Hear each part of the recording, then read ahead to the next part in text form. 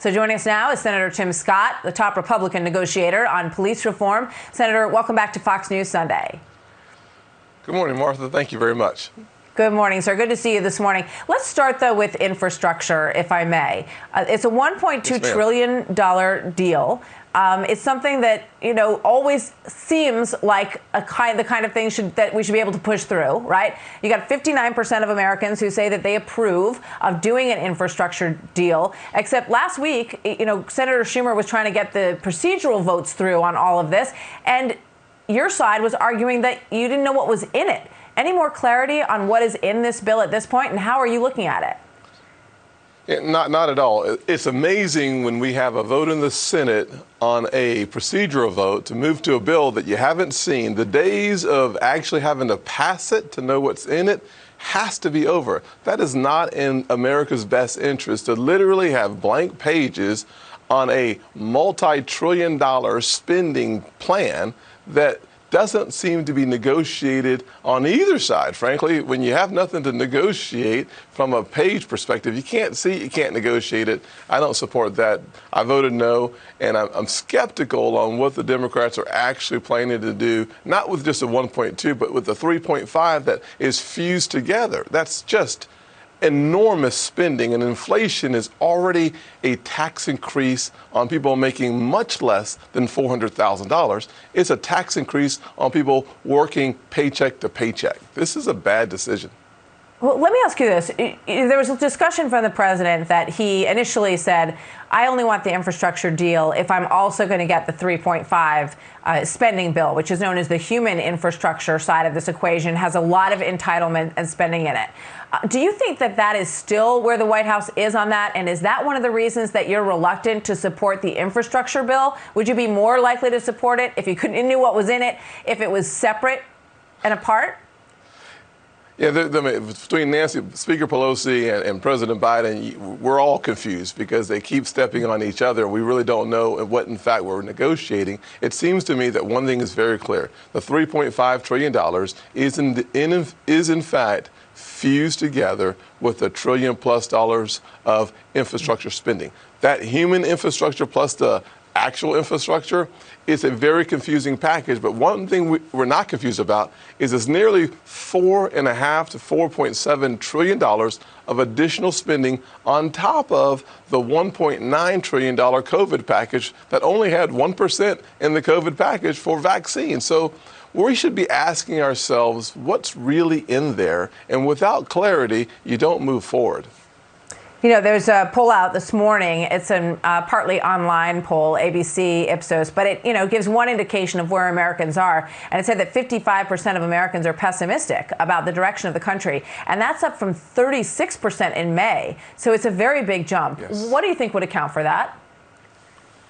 Well, listen, if you think about the fact that wages went up a little bit, but inflation was so high, over 5%, that your actual spending power is down. When you're paying more for fruit and for fish and for meat, when you're paying more for little Trey's shoes to go back to school next month, you don't seem optimistic when you see that our economy is grinding slower than it should have been in what should be the glory days, frankly, with the pent-up demand that we've had in the economy. You see the violence. Let me say it this way, Martha.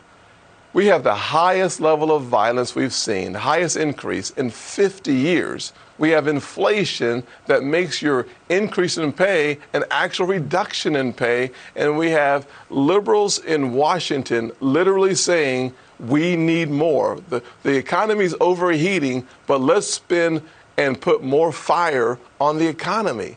We have almost 9 million jobs with fewer than 8 million people looking for work. Their formula for success is miserable.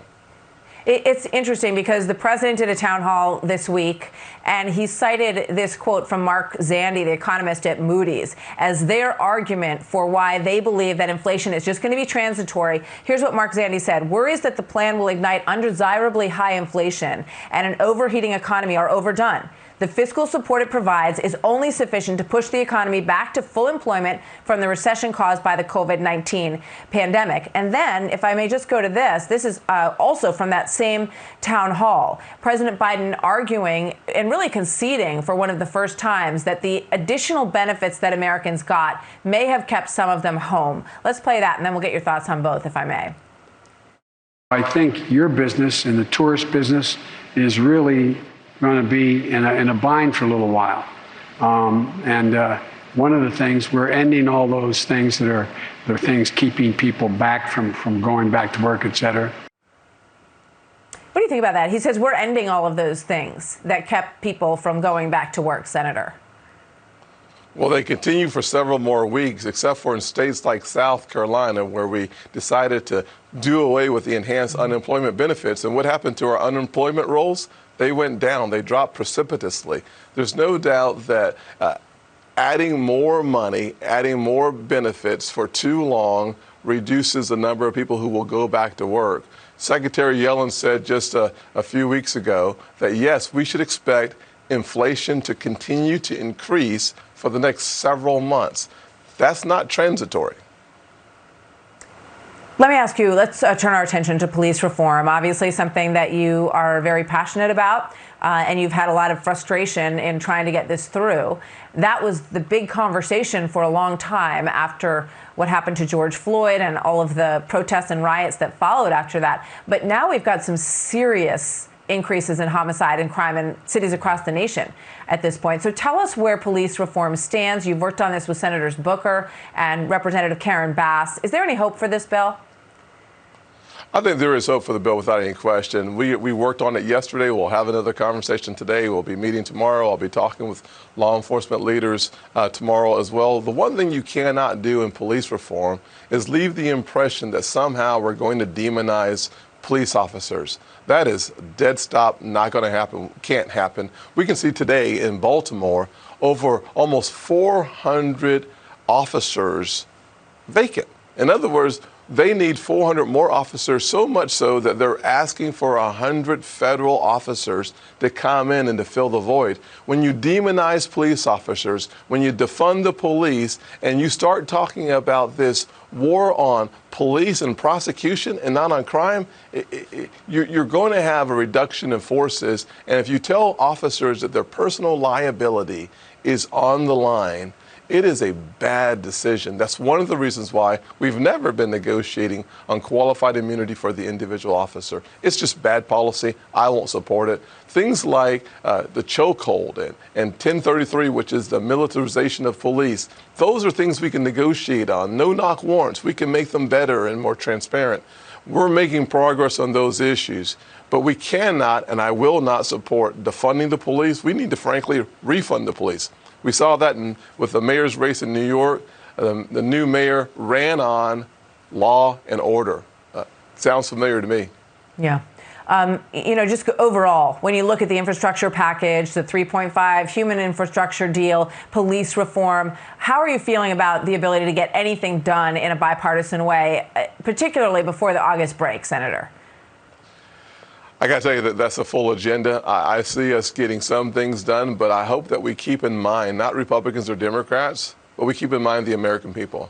We are literally putting them under more stress by the bad policies coming out of Washington. We should not be a part of that conversation. We should force that conversation into what's best for America. Reducing inflation, good for America. Getting rid of the disincentives for work, good for America. And restoring confidence that we can actually have strong presence of law enforcement in the poorest and the hardest hit communities. Those things are actually celebrated. 80% of African Americans want the same level or more officers in neighborhoods. We should take those facts and use them to fuse together an agenda that the American people will celebrate because it's about them and not about politicians in Washington.